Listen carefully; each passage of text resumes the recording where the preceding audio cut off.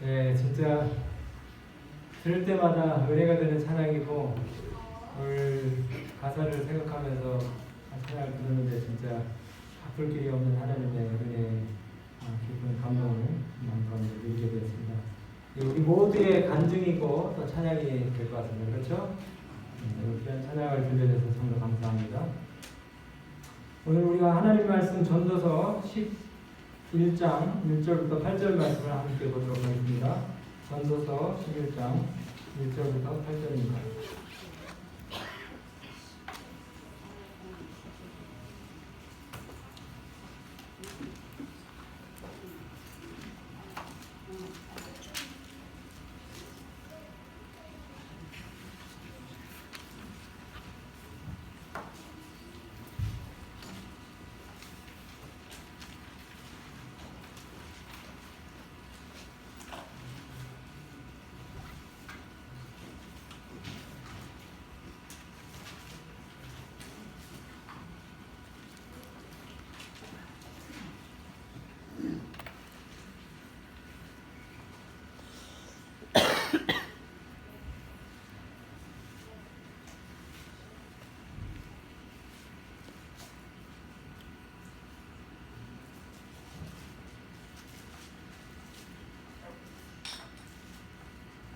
전도서 11장 1절 8절 말씀을 읽겠습니다.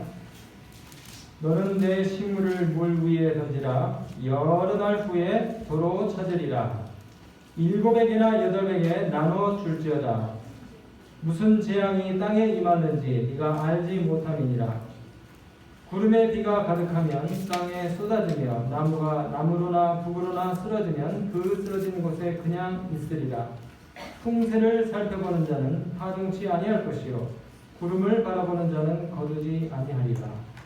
바람의 길이 어떠함과 아이벤 자의 배에서 뼈가 어떻게 자라나는 것을 네가 알지 못함 같이 만사를 성취하시는 하나님의 일을 네가 알지 못하느니라. 너는 아침에 씨를 뿌리고 저녁에도 손을 거두지 말라. 이것이 잘 될는지 저것이 잘 될는지 혹 둘이 다 잘 될는지 알지 못함이니라. 빛은 실로 아름다운 것이라. 눈으로 해를 보는 것이 즐거운 일이로다. 사람이 여러 해를 살면 항상 즐거워할지로다. 그러나 캄캄한 날이 많으리니 그 날을 생각할지로다. 장래일은 다 헛되도다. 오늘 파워포인트를 준비했는데 제가 연결이 안 돼서 그냥 하도록 하겠습니다. 2001년도에 무너졌던 그 뉴욕의 쌍둥이 빌딩 기억나시죠? 이 쌍둥이 빌딩이 완공되기 3년 전에 1968년에 어느 치과병원에 비치된 작은 잡지에서 이 빌딩이 3년 후면 완공되겠다고 하는 그런 그 기사를 보면서 필립 푸티라고 하는 사람이 마음 가운데 엉뚱한 이 모험을 기획하게 됐습니다. 그것은 바로 110층짜리 이 쌍둥이 빌딩의 조감들을 보면서 411m 높이의 이 빌딩 양쪽에다 줄을 걸고 그 빌딩 사이를 맨몸으로 오가겠다고 하는 그런 터무니없는 상상을 이 사람이 하게 됐어요. 참 목숨이 2개라도 있을 수 없는 그런 위험한 짓이죠. 그래서 헬리콥터 조종사들한테 그 풍속이 어떤지를 좀 확인해 봐달라고 부탁을 했는데 거절을 당했어요. 위험하기 때문에. 높이가 워낙 높아서 그 위에 상공에서 바람의 세기가 너무나 셌기 때문에 2.2cm의 두께의 21개의 쇠줄을 거기에다 연결한다 할지라도 실처럼 그렇게 끊어져 버릴 것이라고 하는 그런 이야기도 있었습니다. 그리고 이것들을 다 차치하고라도 이와 같은 모험을 감행하기 전에 첫 발을 내딛기도 전에 그 건물로 들어가는 그 입구에 있는 경비원들한테 붙들려 가지고 아마 이와 같은 그 모험이 자초될지도 모른다는 그런 그 예상도 있었어요. 그런데 이 필립 푸티가 자기의 조력자들과 함께 작업원으로 변장을 하고 먼저 화물 엘리베이터를 타고 몰래 그곳에 들어가 가지고 이제 꼭대기까지 올라가는 것을 성공시켰습니다. 그리고 건축사처럼 서리 가방을 들고 2명의 다른 조력자들이 북쪽 빌딩의 꼭대기에 올라가 가지고 가방에서 활을 꺼내어가지고 나일론 실에다가 중량을 단 후에 어둠 속에서 반대편 건물을 향해서 화살을 쐈어요. 힘들여서 몇 시간 동안 케이블을 옮기고 중장비 제동기를 이용해가지고 줄을 잡아당겼습니다. 이제 해 뜨기 전에 모든 준비가 완료가 됐어요. 이 푸티가 7m 길이의 25kg짜리의 그 균형대 긴 막대기를 갖다가 몸을 갖다가 균형을 유지하기 위해서 들고 이제 검은 신발을 신은 이 한 발을 갖다가 그 시루라기 같은 밑에서 보면은 그 케이블 위에다가 자기의 발을 올려놓았어요. 균형대가 흔들리지 않게 이렇게 잡으면서 잠시 숨을 고른 다음에 다른 한 발로 돌이킬 수 없는 허벅지에다가 발을 내디뎠습니다.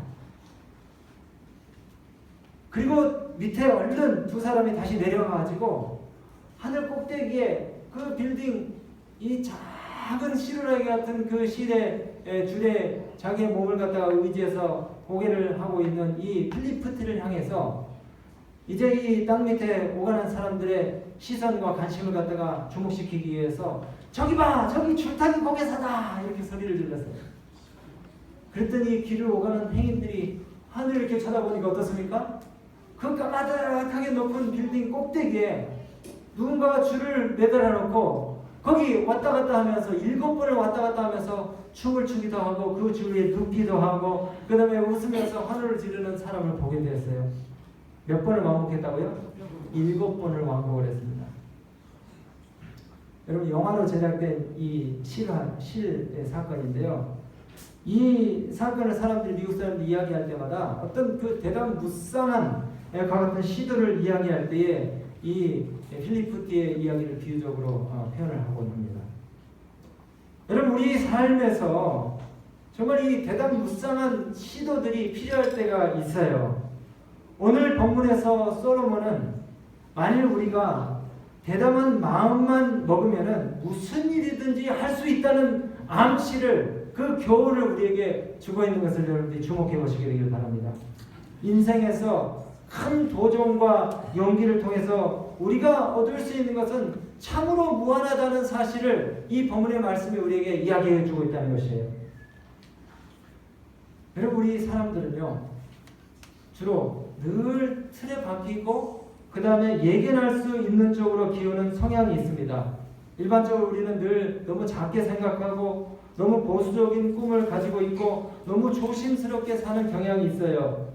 결코 우리가 생각하고 있는 세계 밖의 것을 접해보려고 하지도 않고 우물 안에 거하면서 경제적으로 넉넉할 때까지 혹은 시간이 많을 때 혹은 그 일을 할 수 있다는 생각이 확실히 들 때까지 주저주저하고 망설일 때가 참으로 많이 있는 것입니다. 사도행전 24장 24절 25절을 보면 바울의 설교를 들은 벨릭스 총독이 복음을 듣고 그의 마음 가운데 동요가 일어났어요. 그런데 벨릭스가 뭐라고 얘기했습니까? 시방은 가라. 지금은 가라. 틈이 있으면 내가 다시 너를 부르겠다. 이렇게 하면서 자기 마음의 결심을 갖다가 주저하고 있는 것이에요. 그러면서 자기 삶 속에 역사하시는 하느님의 더 큰 섭리를 경험하지 못하는 안타까운 고백을 하고 있는 것입니다. 전도서 11장 1절부터 3절에 뭐라고 말씀하십니까? 너는 식물을 어디에다 던지라고요? 물 위에 던지라. 물에다 던지면 누가 와서 다 먹어버립니까? 물고기들이 형체도 없이 그 빵들을 다 먹어버릴 수도 있는 것이에요. 그런데 여기 말씀은 뭐라고 얘기하고 있습니까? 여러 날 후에 너가 도로 찾으리라. 참 상식적으로는 이해가 안 가는 이야기예요. 그리고 또 너의 식물을 7에게나 8에게 뭐 하라고요? 나눠줄지어다. 무슨 재앙이 땅에 임하는지 네가 알지 못한다. 구름에 비가 가득하면 땅에 쏟아지고 나무가 나무로 구부러나 쓰러지면 그 쓰러진 곳에 그냥 있으리라. 전반부에 있는 말씀은 비상식적인데 방금 읽은 후반부에 있는 말씀은 좀 상식적이에요.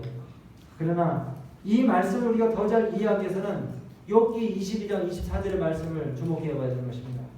내 보배를 진토에 버리고 오빌의 금을 강가의 돌에 버리라. 그리하면 전능자가 내 보배가 되시며 내게 귀한 은이 되시리라. 아니 금덩이를 주셨으면 그걸 잘 간직하고 활용을 해야지 뭐하라고요? 그것을 진토에다 버리라는 것입니다.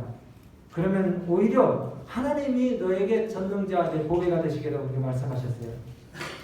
오늘 이 전도서 11장 1절부터 3절의 말씀 가운데 우리에게 주시는 세 가지 교훈이 있는데요. 첫 번째 교훈은 하나님을 보배로 삼기 위해서는 자신의 손에 쥐고 있는 것, 그 어떤 소중한 것을 뭐라고요? 버려야 된다는 것입니다. 먼저 버려야지 하나님이 여러분들의 삶 속에 소중한 보배로 오신다는 것이에요. 오래전 얘기인데요. 제가 89년도에 이제 그 수능 시험을 재수를 해가지고 다시 봤는데, 그때 여수의 한 고등학생이 저와 같이 시험을 치던 그 학생이 안식일날 면접이 돼가지고 서울대학교 의대를 시험을 쳤는데 면접을 안 가가지고 떨어졌어요. 실력은 충분하게 붙을 실력이었는데 떨어졌습니다. 면접에 안 갔어요. 안식일 준수가. 근데 여러분 그 다음에 재수를 해가지고 그 학생이 서울대 의대를 들어갔습니다. 그는 하나님을 보배로 삼기 위해서 자신이 붙들고 있었던 소중한 것을 뭐 했습니까? 아낌없이 버렸어요. 1년이라고 하는 그 어마어마한 시간을 갖다가 포기했습니다. 여러분 예수님께서 이 땅에 오신 것도 엄청난 모험을 감행하신 거예요. 정말 변화가 불가능한 우리들을 위해서, 우리를 구원하시기 위해서 하나님이 그 아들을 거셨어요. 그 아들의 목숨과 생명을 우리를 위해서 거셨습니다. 여러분 소나기에 움켜쥐고 있는 여러분의 보배와 정금을 과감하게 버려야지 하나님께서 여러분의 보배가 되시는 것입니다. 돈 때문에 신앙을 버린 사람들이 많이 있어요. 재물 때문에 예수를 버린 사람들이 많이 있습니다. 돈에 대한 욕망이 가룟유다의 마음을 사로잡게 됐을 때에 자기에게 주어질 그 엄청난 축복과 영광들을 그가 다 놓치게 된 것이에요. 재물이 많아 돌아갔던 부자 청년, 세상을 향해서 그 욕심을 버리지 못했던 대마, 그들은 엄청난 예수라는 축복을 그들의 마음 가운데 가둬두지 못했던 것입니다. 너는 내 식물을 물 위에 던지라. 여러 날 후에 도로 찾으리라. 여러분 우리가 가진 소중하고 귀한 것들을 붙들지 말고 던지시게 되기를 바랍니다. 예수님께서 여러분들의 보배로 다시 돌아오게 되실 것을 우리가 믿어야 되는 것이에요. 여러분 베드로는 그물을 버리고 예수님을 쫓았기 때문에 그의 장모의 열병을 고칠 수 있는 축복을 누리게 되었던 것입니다. 때로 두려움은 우리를 안전지대에 가둬놓기 마련입니다. 무슨 일이 생길지 모르기 때문에, 불확실하기 때문에 우리가 주저하게 되는 것이에요. 그러나 우리의 삶을 완전히 주관하시도록 하나님께 우리의 자신을 내어놓을 때에, 그리고 우리의 통제권을 내어놓을 때에 하나님께서 여러분의 삶을 축복 가운데 인도하실 것을 믿으시게 되길 바랍니다. 여기 솔로몬은 자신의 이 요점을 강화시키기 위해서 두 가지 삶의 예언을 보내는데요. 첫 번째는 상인이 배를 바다에 띄우는 것과 두 번째는 농부가 씨를 뿌리는 것이에요. 이 두 예를 보면 상인이나 농부나 모두 다 환경을 지배할 수 없기 때문에 엄청난 그 위험, 리스크를 감수해야 되는 것입니다. 여러분 배를 바다에 띄울 때에 암초에 부딪힌다거나 폭풍을 만난다거나 해적의 공격을 받는 것을 생각을 하면 배를 띄울 수 있어요? 없어요? 없는 것이에요. 우리 여기 농사 짓는 분들이 계시는데 농사 짓는 분들이 암천후나 입마름병, 탄저병, 곤충 때문에 농사를 망칠 일을 생각하면 씨를 뿌릴 수 있어요? 없어요? 뿌릴 수 없는 것이에요. 이상적인 환경, 좋은 날씨만을 기다렸다가는 배도 못 띄우고 씨도 못 뿌리는 것입니다. 아무것도 우리 인생에 이룰 수 있는 것이 없는 것이에요. 우리가 믿음을 활용할 때도 그렇습니다. 정말 불가능한 상황 가운데서도 우리가 믿음을 감행할 때에 하나님께서 놀라운 역사들을 베푸시는 것입니다. 그래서 이 말씀을 여러분들이 늘 생각하시길 바라요. 너는 내 식물을 물 위에 던지라. 여러 날 후에 도로 찾으리라.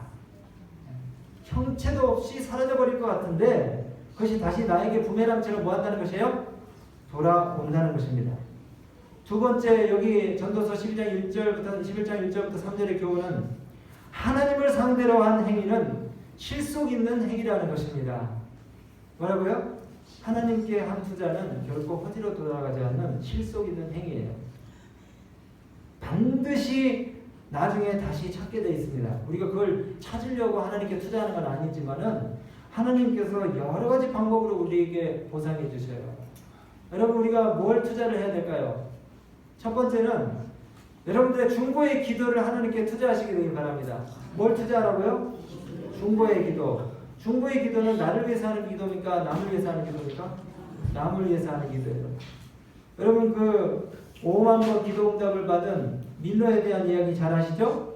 이 조지 밀러가 자기가 잘 아는 친구 5명을 위해서 52년 동안 기도를 했대요. 몇 년을 기도했다고요? 52년. 자그마치 52년. 근데 여러분, 우리는 1년 기도하고 2년 기도해서 내가 아는 어떤 이 초신자나 구도자 교회를 안 나오면은 실망을 할 수가 있는데, 이 조지 밀러는 5년 만에 한 명이 기도 응답을 받아가지고 교회에 나왔어요. 몇 년을 기도해서요? 5년을 기도해서. 그리고 또 실망하지 않고 계속해서 친구를 위해서 기도를 했더니 10년 만에 또 한 친구가 하나님 앞에 나왔습니다. 여러분, 그리고 또 한 친구는요 25년 만에 교회에 나왔어요. 그리고 네 번째 사람은요, 다섯 번째 사람은 뮬러가 죽고 난 후에 몇 달 후에 이 교회에 나왔다는 것입니다. 여러분, 혹시 우리 자녀들을 위해서 기도하는 어머니들 계십니까? 아직 우리 아들이 우리 딸이 참 마음을 돌이키지 않는 것에 대해서 낙심하고 실망할 수 있어요. 그러나 오늘 말씀처럼 여러분들의 중보의 기도를 계속해서 물 위에 던지시게 되길 바랍니다. 조지 밀러처럼 내가 죽은 후에 우리 아들이 우리 딸이 하나님께 그 손을 갖다가 들고 다시 나올지 누가 알겠습니까? 여러분, 우리의 기도는 물 위에 던지는 것 같지만 그냥 반드시 다시 찾을 때가 있다는 사실을 기억하시게 되길 바랍니다. 두 번째로 우리의 선행이 다시 보상받는 때가 올 것입니다. 이 선행이 물 위에 던지는 것과 같은 효과가 있어요. 우리의 힘과 에너지를 물 위에 던지시게 되길 바랍니다. 제가 잘 아는 존경하는 한 장로님이 계셨어요. 이 장로님이 교사 시절에 어려운 학생들 자기 월급을 떼가지고 도와주고 장학금을 주고 사모님이 아주 그거를 어려워하셨어요. 아니, 나하고 좀 상의 좀 하고 그렇게 하면 좋은데 지금 자녀들도 사남매인데 아니 월급을 그냥 상의도 없이 딱 떼가지고 어려운 학생들 장학금을 줘버리고 또 자녀들이 해준 좋은 코트가 있으면은 딱 한 번 이제 그날 입고 나갔는데 거리에 그 거린이 있으면은 그걸 그냥 벗어가지고 덮어줘 버리고 오는 것이에요. 한 번 입은 그 바바리 코트를 그렇게 평생을 정말 사랑과 선행으로 이렇게 지내오셨던 장로님이 한 번은 이제 미국에 딸 집에 갔다가 오시다가 동석한 신사 양반 옆에 이렇게 앉아가지고 거의 10시간 동안 아주 정말 강화를 끼치셨어요. 그랬더니 이 신사가 이 장로님의 그 인품에 반해가지고 내리기 전에 전화번호를 땄어요. 그리고 제가 다시 사업을 위해서 한국에 나올 때에 어르신을 꼭 뵙겠다고. 그때 이 장로님의 연세가 85살이었거든요. 꼭 뵙고 싶다고. 그래서 이제 전화번호를 이렇게 이제 주고 내렸어요. 근데 이 장로님은 이 신사를 이제 하나님을 전하고 싶어가지고 전화번호를 잘 간직하고 있었는데 어느 날 전화가 왔어요. 어르신, 제가 다시 한국에 나갈 기회가 있어가지고 지금 며칠 이렇게 가게 되는데 어르신은 꼭 좀 뵙고 싶다고. 그래서 이 장로님이 그러라고 제가 그렇잖아요. 또 신사 양반을 꼭 만나고 싶다고 그러면서 오시는 날하고 시간을 알려주면 내가 직접 배움을 나가겠다, 마중을 나가겠다고 그렇게 하면서 이제 그날이 오기를 기다렸습니다. 그리고 이제 당일날 이 85살 먹은 어르신이 직접 차를 운전해가지고 공항까지 마중을 나가지고 그 신사를 영접을 해서 호텔까지 이제 모시고 데리고 가는데 이 신사가 2번 봤는데 너무나 마음 가운데 뭡니까? 정말 좋은 인상을 받은 거예요. 그래서 이 신사가 호텔까지 가는 길에 이런 제안을 했어요. 어르신, 제가 이 한국에 나올 때마다 타는 차가 한 대 있는데 선물로 좀 드리고 싶더라고. 아니 그래서 이 장로님이 그렇게 대답을 했어요. 아니 나는 신사양반 딱 지금 2분밖에 보질 않았고 내가 신사양반을 위해서 해줄 게 아무것도 없는데 아니 노인네한테 무슨 그런 과분한 선물이냐고. 나는 절대 받을 자격이 아니니까 나는 자격이 없으니까 받지 않겠다고. 근데도 한사코 계속 받아달라는 거예요. 그래서 그 차가 무슨 차냐고. 벤츠라는 거예요. 아 노인네가 이런 차 타고 다니면은 표적이 되고 나 도저히 받을 수 없다고. 근데 저기 기름만 넣어서 타시라고. 세금이랑 모든 걸 다 제가 드릴 테니까 그냥 타시라고. 마지못해서 그다음에 그걸 이제 받으셨어요. 근데 자기가 탈 수는 없고 아들한테 이제 주고 그렇게. 참 하나님께서 이 엉뚱한 방향으로 이 장로님의 생애를 통해서 베푸신 선행과 그 구제의 이 행적들을 갖다가 이런 방식으로 갚으신 것을 제가 보면서 이 전도서 11장 1절부터 3절에 있는 말씀을 다시 한번 확신하게 됐어요. 물 위에 뭘 던지라고요? 식물을 던지라고. 그 장로님이 그 베푸는 선행을 받은 사람들이 하나도 대갚아주지는 않았지만은 다른 방식으로 하나님께서 뭡니까? 그 선행의 축복들을 갖다가 되돌려 주셨어요. 여기 유대인들의 그 뭡니까 이 기부와 자산에 관한 그런 그 문화 가운데도 그런 이야기들이 참 많이 있어요. 탈무드의 이야기들 가운데도 내가 일생을 사는 동안에 최소한 7사람이나 8사람에게 큰 영향을 끼쳐야 된다는 그런 철학을 가지고 유대인들이 자부와 기부의 그런 그 자선과 기부의 문화들을 품고 살고 있습니다. 여러분 이 하나님의 말씀은 참으로 진리인 것을 다시 한번 확신하게 된 것이에요. 세 번째는 우리가 드리는 작은 그 헌금, 재화를 통해 가지고 하나님께서 또 우리에게 축복을 되돌려 주신다는 사실을 우리가 기억하게 되는 것입니다. 말라기 3장 10절에 뭐라고 말씀하셨습니까? 너희의 온전한 11절을 창고에 들여 나의 집에 양식이 있게 하라. 11절을 드리는 것을 통해서 우리 자신들이 하나님께 속해 있다는 사실을 우리가 인정을 하게 되는 것입니다. 외형적인 표시예요. 그런데 하나님께서는 그것들을 받으시고 하늘 창문을 여시고 무한한 축복들을 우리에게 베푸시는 것이에요. 여러분 좀 전에 제가 말씀드렸던 그 장면 있잖아요. 믿지 않는 사위가 있었어요. 근데 그 사위한테 그랬어요. 너 하나님을 알지 못하고 교회는 나가지 않더라도 11조라는 것을 하나님께 드리면 네가 나한테 그 11조를 주면은 내가 그것을 교회에 갖다 드리면은 네 사업이 번창할 것이다. 그래서 그 사위가 교회는 나가지 않았지만은 그 장인어른한테 자기 11조를 갖다 공장하는 그 사위가 11조를 장인어른한테 드렸어요.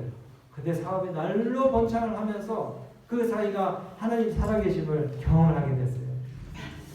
참 여러분 놀랍지 않습니까? 하나님의 이 말씀 속에 정말 이와 같은 그 진리의 법칙들이 그대로 우리의 삶 속에서 이루어지는 것들을 통해서 우리가 하나님의 살아계심을 믿게 되는 것입니다. 마지막으로 세 번째, 전도서 11장 1절부터 3절을 통해서 우리에게 주시는 세 번째 기호는 하나님을 상대로 하는 일에 절대로 계산을 앞세우지 말라는 것입니다. 다 비슷한 얘기예요. 하나님을 상대로 하는 일에 뭘 앞세우지 말라고요? 계산을 앞세우지 말라. 여기 전도서 11장 3절에 말했어요. 풍세를 살펴보는 자는 파종하지 아니한다 그랬어요. 아까 드린 말씀대로 탐저병, 입마름병, 그 다음 비가 올지 안 올지를 다 계산을 해가지고 농부가 농사를 짓는다 그러면 씨 뿌릴 사람 아무도 없는 것입니다. 태풍이 와가지고 벼가 그냥 싹 쓰러질 것을 안다 그러면 누가 벼를 심겠어요? 그러나 그와 같은 모험들을 마음 가운데 안고 과감하게 발을 내딛는 사람들은 뭐를 거둔다고요? 결실을 얻게 된다는 것이에요. 결실을. 여러분 우리가 교회에 올 때도 마찬가지입니다. 피곤하시죠? 또 비가 추적추적 내려가지고 기분이 꿀꿀해서 내가 오늘 교회에 안 가고 싶다. 몸이 찌뿌드등해서 오늘은 좀 쉬고 싶다. 해도 여러분들이 과감하게 발걸음을 내디디셔가지고 교회로 오는 모험을 감행하신다면 하나님의 치료하시는 축복들을 여러분들이 경험하시게 될 거예요. 그리고 마음에 쌓인 그 근심과 걱정과 염려가 교회 밖을 나설 때에 홀가분한 심령으로 여러분들의 이 기분이 전환될 것입니다.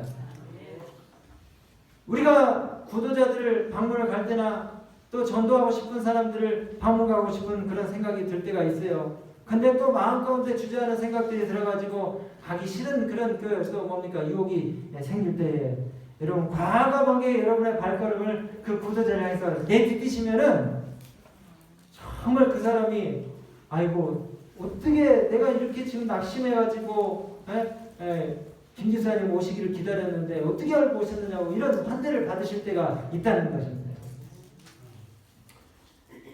여러분 아무런 위험도 우리가 무릅쓰지 않는다면 얻을 것이 아무것도 없어요.